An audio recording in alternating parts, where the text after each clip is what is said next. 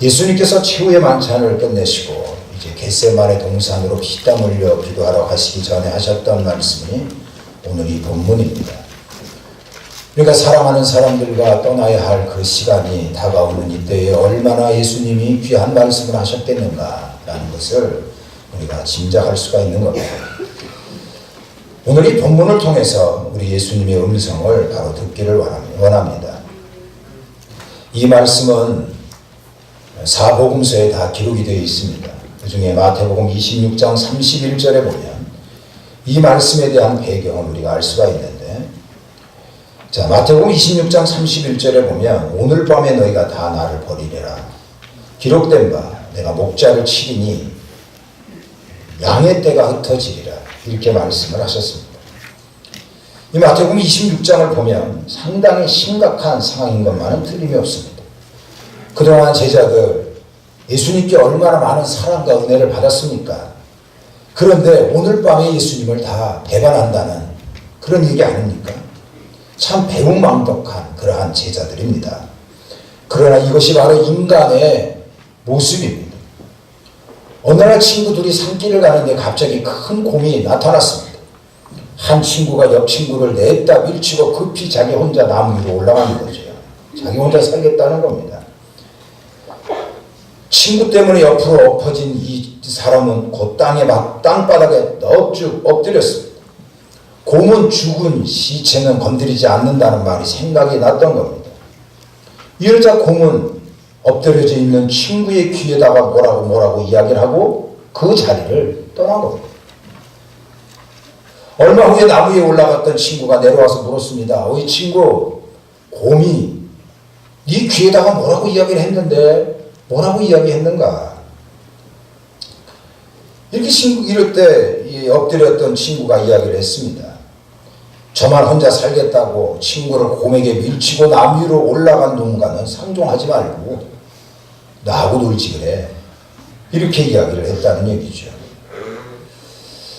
우리가 살다 보면 또 살면서 사람을 바라보다 보면 참으로 실망할 때가 많이 있습니다. 바로 이 말씀이 바로 그런 거죠. 그래서 제자들이 다 버릴 것 얼마나 낭망스럽습니까? 예수님께서 3년 동안 이들에게 쏟아부은 사랑과 그 열정 잘 알고 있는데 참으로 기가 막힌 상황 아닙니까? 나 같으면 이 배신감에 진짜 견디기 어려울 그러한 마음을 가질 것입니다. 근데 예수님께서는요, 의였어요. 굉장히 깊은 평안 가운데 있었습니다. 그래서 예수님께서는 그날 밤 최후의 만찬을 다 끝내시고 조금 있으면 배반할 그 제자들과 함께 기도하러 감람산에 올라가십니다. 근데 그것도 막 찬송하면서 예수님과 같이 예수님의 제자들과 함께 감람산에 올라간 거 아닙니까? 어떻게 이러한 평안이 있었습니까? 다시 마태복음 26장 31절에 보면 내가 목자를 치니 양의 떼가 흩어진다고 하는 이 말씀이 놀랍게도 스가랴서 13장 7절에 있는 말씀을 예수님께서 다시 한번 인용하신 것입니다. 이미 스가랴 선지자는 그날 밤 제자들이 마치 목자를 칠 때에 양의 떼들이 다 흩어지듯이 배반할 거라고 하는 그러한 말씀을 예언한 것입니다. 예수님께서는 이러한 제자의 배신이 하나님의 뜻을 이루는 과정이라고 하는 것을 알고 있었던 겁니다. 요즘에 이 목감동 일대 많은 공사로 오선합니다. 그리고 물안리로 가다 보면 도로 공사 때문에 시끄럽고 막히고 먼지도 많이 나죠. 그렇지만은 이제 조금 있으면 넓은 길, 좋은 도로 환경이 이루어질 것이다. 이것을 바라보면서 그렇지, 지금 먼지 나고 막히고 이런 것은 하나의 과정이기 때문에 견뎌낼 수 있고 이해할 수 있는 부분 아닙니까? 하나님의 섭리를 여러분들 바라보십시오. 누군가의 배신에 너무 상처받지 마십시오. 하나님께서는 사람을 만나게도 하고 그리고 하나님의 주권과 섭리 가운데 사람의 마음을 움직이는 이러한 일이 있다는 것을 바라봐야 합니다. 그러나 중요한 것은 로마서 8장에 있는 말씀대로 합력하여 선을 이루는 최후의 승리가 우리의 것이라고 하는 그러한 믿음을 갖고 나아야 합니다. 그렇다면 하나님의 평강이 강과 같이 여러분들에게 함께 하실 것입니다. 너희들이 배반한다고 하는 예수님의 말씀에 베드로는 즉각적으로 반응을 하죠. 그래서 37절에 보니까 주여 지금은 어찌하여 따라갈 수 없으니까 주를 위하여 내 목숨을 버리겠습니다. 하나 예수님을 위해서 내 목이라도 내놓겠다. 어디든지 따라가겠다. 이렇게 베드로가 이야기를 한 겁니다. 저 같았으면 참 고맙다. 네가 내 죽음 현장과 같이 간다니 너무 고맙다. 이렇게 이야기할 수 있는데 예수님께서는 베드로에게 이렇게 대답을 하셨습니다. 내가 진실로 진실로 네게 이르노니 다 울기 전에 3번 나를 부인하리라 하는 거죠. 저는 이 말씀을 묵상하는 가운데 주께서 우리에게 주시는 교훈이 몇 가지가 있는 겁니다. 자, 첫 번째가 뭐냐면 자기를 과신하기보다는 겸손히 하나님의 은혜로 능력을 얻어야 한다는 겁니다. 알다시피 베드로가 무너지지 않았습니까? 왜 이렇게 베드로가 쉽게 무너졌습니까? 그거는 자기의 과신, 교만 때문입니다. 예수님께서는 내가 가는 곳에 네가 지금 올 수가 없다. 이렇게 연약성을 지적을 하셨다면 저 같았으면 주님, 제가 어찌하여 주님을 따라갈 수 없습니까? 어떻게 하면 내가 주님 그 고난의 현장에 동참할 수 있습니까? 이렇게 이야기해야 되는데 다른 사람은 다 버릴지라도 나는 그렇지 않을 겁니다. 이렇게 자신을 다른 사람과 비교하여 나는 위에 있다고 하는 그러한 교만의 마음을 가졌던 것입니다. 과연 베드로가 다른 제자보다 낫습니까? 예수님께서 십자가에 달리셔서 고통당하는 그 현장에 사도 요한은 예수님의 그 십자가 그 발 앞까지 가서 마지막 예수님의 말씀을 들었던 사람입니다. 근데 베드로는 무서워서 도망갔잖아요. 고행으로 피신한 거 아닙니까? 그러니까 다른 제자와 비교해서 이 베드로는 결코 앞선 신앙이 아니었다는 거죠. 예수님이 그렇게 말씀하시면 그걸 인정을 해야지.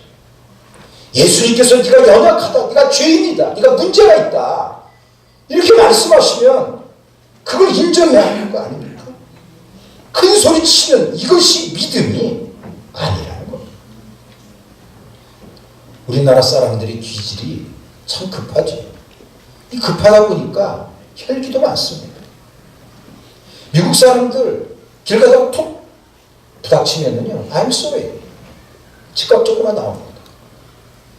일본 사람들은 어쩐지 압니까? 부닥치면 스미마센, 죄송합니다. 이렇게 나와요. 근데 우리들은 딱 부닥치면 원래 뭐 이런 게 있어? 이런 쌍 이러거든요. 승질급하고요. 쉽게 혈기도 냅니다. 그러다 보니까 자기의 실제 모습을 발견하기 어려운 거예요. 하나님 앞에서 내 모습이 어떤 건지 우리는 우리의 원래의 모습을 잘 알아야 한다는 것입니다. 그래서 겸손히 하나님의 은혜로 능력으로 우리를 채워야 한다는 것입니다. 바꿔 얘기하면 실력을 쌓아야지. 베드로에게 예수님께서 네가 부인할 거야 이렇게 얘기하면 예수님 어떻게 하면 내가 부인하지 않을 수 있습니까? 어떻게 하면 내가 그 부족한 부분 예수님이 지적하신 그 연약한 부분을 내가 채워나갈 수 있습니까? 이렇게 이야기를 하는 거 아닙니까? 시편 78편에 보면 하나님께서 다윗을 왜 택했는지 그 이유를 말씀하십니다. 거기에 보면 그가 자기의 완전함을, 자기 마음의 완전함을 기르고 그 손의 능숙함으로 그를 지도하였다라고 말씀하고 있습니다. 이게 보면 첫째, 마음 씀씀이가 착하다는 거지. 기질이 좋아하는 거. 인격적으로 성숙된 그러한 모습을 가졌다는 겁니다. 근데 중요한 거는요, 손의 능숙함이라고 하는 말씀입니다. 이 사람은 목자로서, 목동으로서 뛰어난 기술을 갖고 있었다는 거예요. 실력이 있었다는 거 아닙니까? 이러한 마음 씀씀이가 아름답고, 그리고 자기가 일하는 그 방면에 뛰어난 실력이 있었다는 거예요. 하나님께서 그를 보시고 인정한 거 아닙니까? 영역을 키워야지. 영적인 싸움에 밀리지 말아야지. 지금 하나님께서 이 말세의 집안에 어떻게 이 세상을 이끌어 가시는지 우리가 바라봐야 하는 거 아닙니까? 요즘에 극단적인 이슬람 단체들이 등장합니다. 대표적인 게 IS죠. 무자비하게 테러를 저질러가지고 전 세계가 공포 가운데 있습니다. 근데 이 IS는 성경적으로 보면 이스마엘의 후손입니다. 아브라함이 하갈이라고 하는 여인에게서 이스마엘을 낳습니다. 그리고 사라라고 하는 여인에게서 이삭이라고 하는 아들을 얻죠. 이삭, 하나님의 축복된 혈통이었습니다. 이스마엘은 그렇지 않았죠. 창세기에 보면 그 오래전부터 이 이삭과 이스마엘이 다툼이 일어납니다. 이럴 때 하나님께서는요, 이스마엘에게 이런 말씀을 하신 적이 있어요. 너는 들나귀 같은 삶을 살게 될 것이다. 거친 삶을 산다는 거죠. 그러면서 너는 형제와 싸우며 살게 될 것이다. 이게 창세기 16장에 나오는 말씀입니다. 이스마엘 후손에서 에돔이 나오거든요. 이 에돔 자손을 향하여 하나님은 뭐라고 말씀하셨냐면 칼을 쓸 것이지만 칼로 망한다는 거, 이렇게 말씀을 하셨어요. 그런데 그때부터의 싸움이 지금까지 이어지는 거예요. 영적인 싸움인 거죠.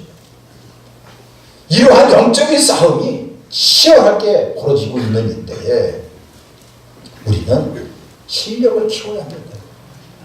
영역을 키워야 한다는 거예요. 하나님 앞에서 나의 비춰진 영적인 모습이 어떤 것인지 우리가 밝히 알아야 하고요. 그리고 내가 하나님 앞에서 어떻게 능력 있고 권세 있는 삶을 살아야 하는지 그러한 영역을 우리는 키워야 하는 겁니다. 그렇다면 기도해야 하는 거 아닙니까? 기도해야만 성령 충만하고요. 기도해야만 우리는 영적으로 승리할 수가 있는 겁니다. 큰 소리 뻥뻥 친 베드로 겟세마네 동산에 주님과 함께 올라가 기도하는 그 현장에 잠자지 않았습니다. 예수님께서 베드로를 흔들어 깨웠어요. 지금 기도할 때지. 왜 잠을 자냐? 기도할 때 아니냐? 기도 없는 자신감. 이게 기도가 뒷받침되어지지 않는 헌신. 기도가 뒷받침되어지지 않는 충성은 오래가지 못하는 것입니다. 기도하지 않고 호언장담한 베드로는 그래서 무너진 겁니다. 근데 이후에 이 사람이 변화되지. 어디서 변화됐습니까? 기도하던 그 현장, 나가 다락방에서 성령 충만함으로 기도의 사람이 된 거예요. 베드로가 십자가에 거꾸로 매달려 죽지 않았습니까? 순교했죠. 이 사람이 순교하기 그 직전 말년에 기록되어진 성경이 베드로서입니다. 베드로는요, 이제 내가 하나님 앞에 순교하여 이 세상을 떠날 때가 됐다라는 것을 직감을 하고 성령 충만함 가운데 성경을 기록합니다. 그게 베드로서인데요. 베드로서를 보면 기도의 중요성을 여러 차례 강조하고 있습니다. 거기 보면 뭐라고 나와있어요? 근신하라, 깨어 기도하라. 너희 대적 마귀가 우는 사자같이 tum을 담고 있다. 기도해야 이길 수 있는 겁니다. 기도해야 권세 있는 삶을 살 수 있는 것이고요. 기도해야 능력 있는 하나님의 축복의 사람이 될 수 있는 것입니다. 기도함으로 영적인 실력을 키워나가기를 바랍니다. 두 번째로는요, 이 충성의 현장입니다. 신앙이라고 하는 것은 이론이 아닙니다. 믿음 생활이라고 하는 것은 지적으로 머물러 있는 게 이게 신앙생활이 아니랍니다. 베드로는 예수님을 부인한 그것은 이론 속에 머물러 있었던 거예요. 복음서에 나타난 베드로의 모습과 사도행전에 나타난 베드로의 모습은 천지 차이였죠. 이 천지 차이가 기도한 결과였고 또 하나는 충성의 현장이었단 말이에요. 베드로는 복음을 전하는 그러한 충성의 현장이 있었고요. 베드로는 하나님 앞에 기도하는 기도의 그 현장을 가지고 있었던 사람입니다. 여러분들이 승리하기를 원합니까? 그렇다면 하나님의 영광을 나타내는 분명한 충성의 현장, 그 사역의 현장을 소중히 여기고 그것을 가지고 있어야 한다는 것입니다. 베드로뿐만 아니라 오늘 우리의 모습도 참으로 연약합니다. 그리고 주변에 있는 사람도 연약하다는 것을 인정하셔야 됩니다. 나도 실수할 수가 있고, 나도 실패할 수가 있고, 나도 거짓말할 수가 있고, 그렇게 내 생명을 걸고 믿었던 그 사람이 거짓말할 수도 있고 실패할 수도 있고, 이게 인간의 연약함 아닙니까? 진짜 그렇게 멋지게 날아가다가 멋지게 살다가도 진짜 비참하게 추락하는 이러한 경우가 있다는 것입니다. 우여곡절이 있지. 그게 인간 아닙니까? 그렇지만 여러분들이 추락해도 하나님 안에서 날아오르는 방법이 있다는 거예요.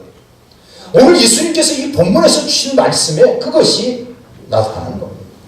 자, 그 말씀에 보면 무엇이 있습니까? 여러분들 36절에 보니까 내가 가는 곳에 네가 지금은 따라올 수가 없으나 후에는 따라올 것이다 라는 말씀을 하셨죠. 이 후라고 하는 이것이 어떤 때를 말하는 겁니까?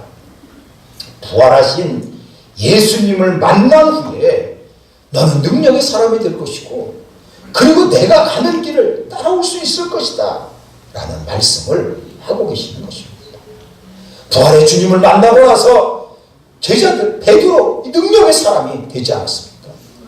우리에게는 예수의 십자가와 그리고 예수 그리스도의 부활이 있다는 것을 알아야 합니다. 예수님을 믿는 사람들 엇구림을 당했다고 실망하고 낙담할 필요 없습니다. 내가 지금 인생 완전 밑바닥에 있다고 여러분들 실망할 거 없습니다. 왜 그렇습니까? 후에는 따라오리라고 하는 이 말씀을 우리에게 주셨단 말이에요. 부활의 주님이 우리에게 있기 때문에 우리는 우겨쌈을 당하여도 쌓이지 않을 것이고 답답한 일을 당하여도 낙심하지 않을 것이고 핍박을 받아도 버림받지 않을 것이고 나가지 않을 것입니다. 이것은 예수 그리스도의 십자가와 그리고 부활의 능력이 있기 때문에 그런 것입니다. 우리는 오늘 설교의 말씀대로 잘 될 겁니다. 더 잘 될 것입니다. 그것은 주님의 십자가와 부활이 있기 때문에 그렇습니다. 나를 짓누르고 있는 죽음의 짐, 질병의 짐, 가난의 짐, 고독의 짐, 그리고 여러 가지 이러한 직장과 사업의 짐이 있다면 후에는 네가 따라올 수 있을 거라고 하는 그 말씀을 마음에 새기시고 그렇지 나에게는 예수님의 십자가와 그리고 부활이 있다는 것을 믿고 이것을 여러분들의 삶과 마음속에 가득 채우시고 승리의 삶을 사시는 주님의 자녀가 되기를 주의 이름으로 축원합니다. 반드시 더 잘 될 것으로 믿습니다.